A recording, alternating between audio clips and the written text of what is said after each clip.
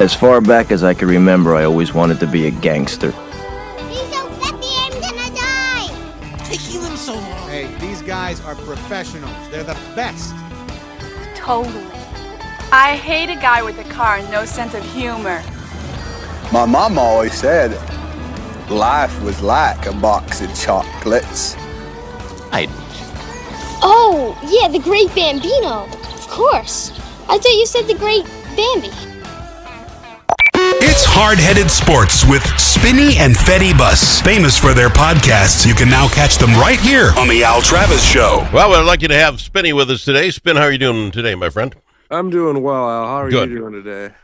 Can't complain. I don't completely understand why we've got ball games at 9 o'clock. I get it's there. We got to work something out. I can't start a ball game at 9 at night. I'm never going to finish it. If I do finish it, the next day is ruined. We got the Vikings doing the same thing. We'll get that to a second. I got to know, how are the Lady Olies doing, the volleyball team? Lady Olies are balling. Win Good. streak is at 13 in a row right Wow. now, so knocking on wood. And is that 13? Is that 13 games, 13 matches?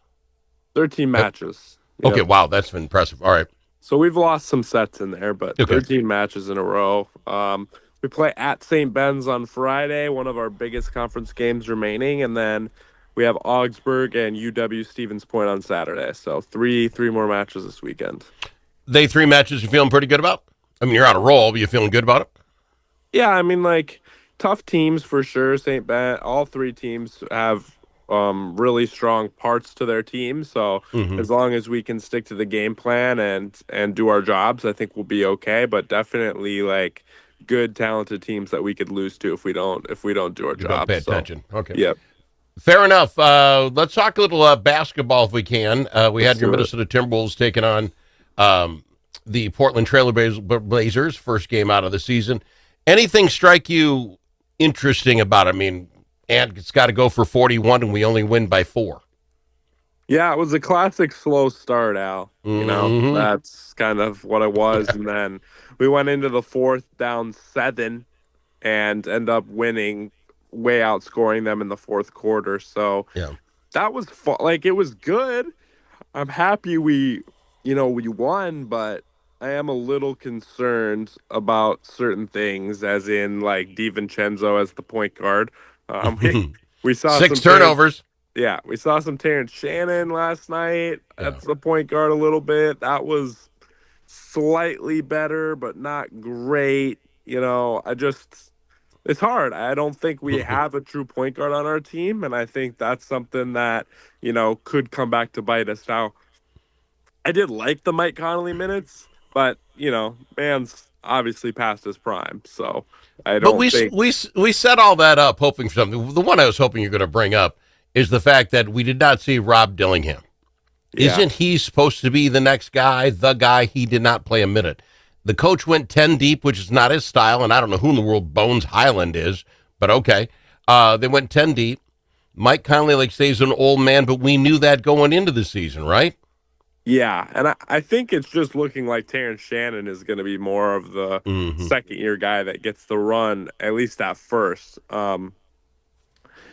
Chris Finch said yesterday on PA's radio show that Clark, Shannon, and Dillingham would get some type of minutes, was his quote. So looks like that didn't really happen for Dillingham last night, but it looks like the rotation's going to be, Reed, Connolly, Clark, and Shannon as the 4 main off the bench with those 5.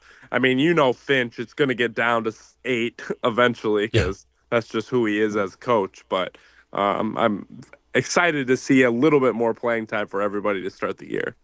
I don't disagree. I like the 10 deep, but here's some of the classic stuff we do to the turnovers. 19 turnovers. We had to scramble to win a game. The other one was Rudy Gobert. He's in the first 5 minutes. He's got 2 fouls. He's got to sit down. That's so Rudy. And then he gets out. When he is, we do better on defense because he's a tall guy. Yeah. But you tell me a guy making $100 million, he gets in, gets his fouls, 6 rebounds and 10 points. Yeah, I mean, definitely not the best Rudy performance. And no, Portland helped us out, too. Portland had 15 turnovers. Yeah. So that's the other thing, is that it was just a turnover-laced game. But the Rudy situation is something we're going to be dealing with all year. He has to stay out of foul trouble. He has to be good on defense. 6 rebounds from Rudy. 6 rebounds in 32 minutes. 6 rebounds. Yep. That was. You're here for a reason. Get something. Anthony Edwards 7 rebounds. Julius Randle 7 rebounds. Just saying. Just saying. Keep an eye on it. Let me ask you this: if you look at, we'll just talk the West. Who's the team you're worried about so far? Who do you think is up their game a lot? Who do you worry about in the West? Oklahoma City. I mean, Oklahoma City is a team in the West that's blowing my mind. They stayed the same. Excuse me, they did nothing. They hired everybody. They signed everybody that they had, and they were the legit team. I get that. But don't you see the Warriors? Don't you see some of these other teams that grabbed people? Houston Rockets getting KD, having helped themselves enough to be in that conversation, or no? I mean, Warriors are mid, in my opinion. They just like Jimmy Butler's playing 55 to 60 games. Draymond Green's playing 55 to 60 games, and I just don't know if they have enough. Other than Steph is probably going to play 70. He's awesome, but he's not primetime Steph as far as just carrying a team to regular season wins. And I just don't know if they have enough other pieces to win in the regular season. It's going to take something big from Kuminga, which I think could happen. But Kuminga is the key to them this year being effective. Now, if you want to talk about people that added or new or improved, Victor Wembanyama looks like the best player in the league. They put 20, 30 pounds on that kid. He shot 40. He was amazing. You see there was a reverse slam dunk he did? Holy crap. The reverse, just dunking on Anthony Davis like he's not the best defender in the league. Like, just fadeaways, step back threes out. It's just like, he looks like Shaq. He's like a mix of Shaq and Kobe together. Yeah. It's crazy. I've just never, if Shaq and Kobe had a baby. I like that. Okay. like he's dunking like Shaq and unstoppable in the paint like Shaq, but he has Kobe's jump shot.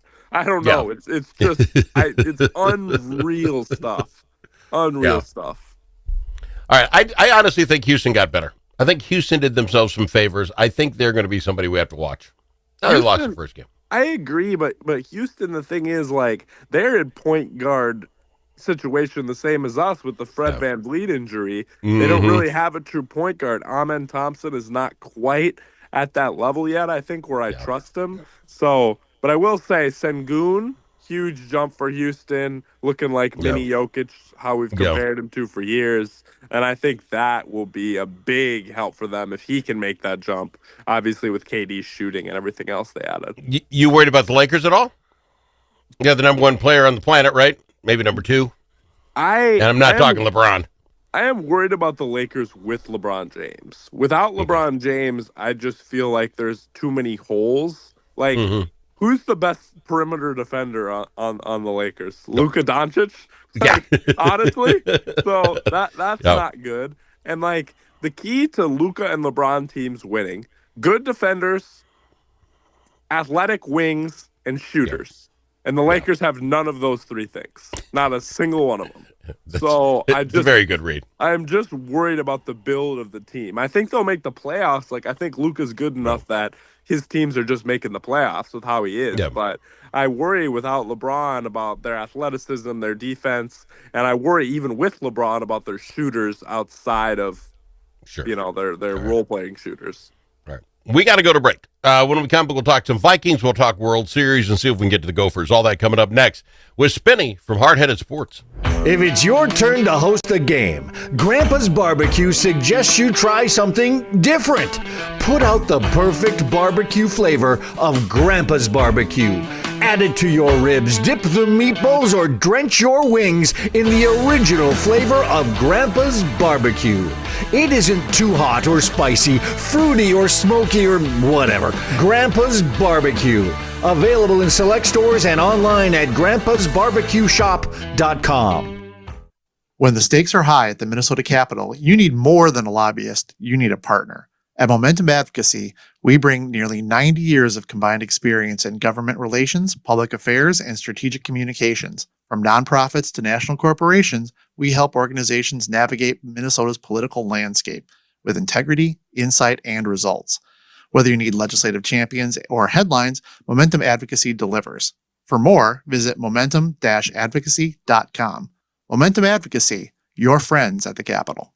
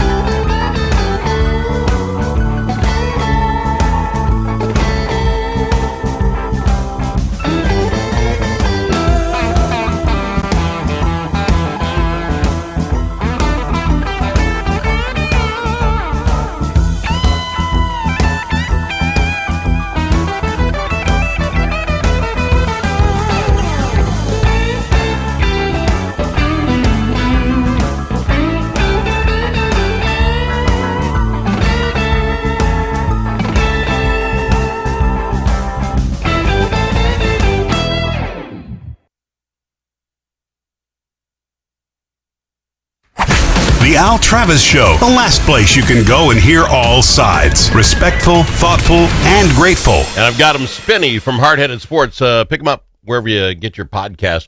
Spin, let's talk your Minnesota Vikings tonight, 7 o'clock, 7:15. They are in L.A. taking the Chargers. The line is 3.5 for the Chargers, which you get 3 for being at home. So I don't know if this is like, is that a fair number? Yeah, I mean, I think excuse me. I think Chargers half point is a fair number. I do think, like, you look at coach and quarterback, and I think their quarterback is definitely better, and I think their coach and ours is pretty even. So I think that slight bit is where they're getting the number from. They are very injured, though. Very injured across the offensive line and their defense. So I think that evens the playing field a little bit. I think if both teams are healthy, Chargers are probably favored by more, 6, 4, 5, 6. Like, they are a very, very good team. So it'll be interesting. I do think, however, there will be a crap ton of Vikings fans at this game. We travel well, and their home field is very bad. So I think we could see a lot of Vikings fans, which is fun. On this, they've already decided Wentz was going to be the quarterback. You good with that? I think they had to with one day's practice, but I don't think he has a very long leash. I think he has to come out and make good decisions and move the ball right, and if he doesn't, I think he could be pulled pretty quick. Yeah, you think we're going to see a little Max Brosmer action tonight, Al?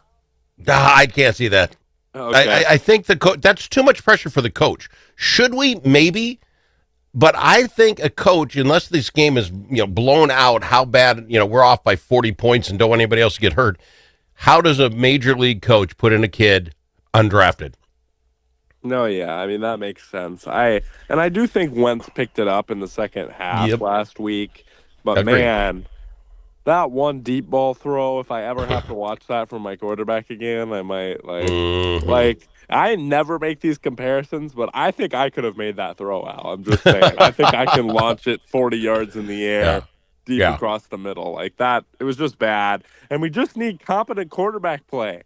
We just need, 15th best quarterback play. That's all I'm asking for. I'm not asking for top 10. I'm not asking for best. Just 15th.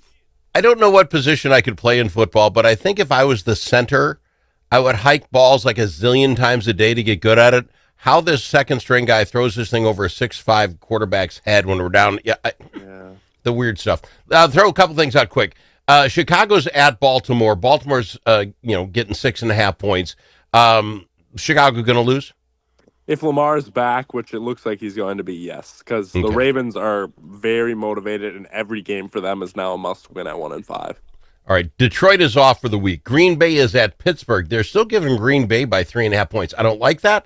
I think the Pittsburgh Steelers can win this game. I think the Pittsburgh Steelers can win as well. I am a little bit worried about the Micah Parsons matchup against the Steelers tackles, which are weak. Yeah. And obviously, if you can get pressure on Aaron Rodgers at the age that he's at, it's very hard for him to be effective.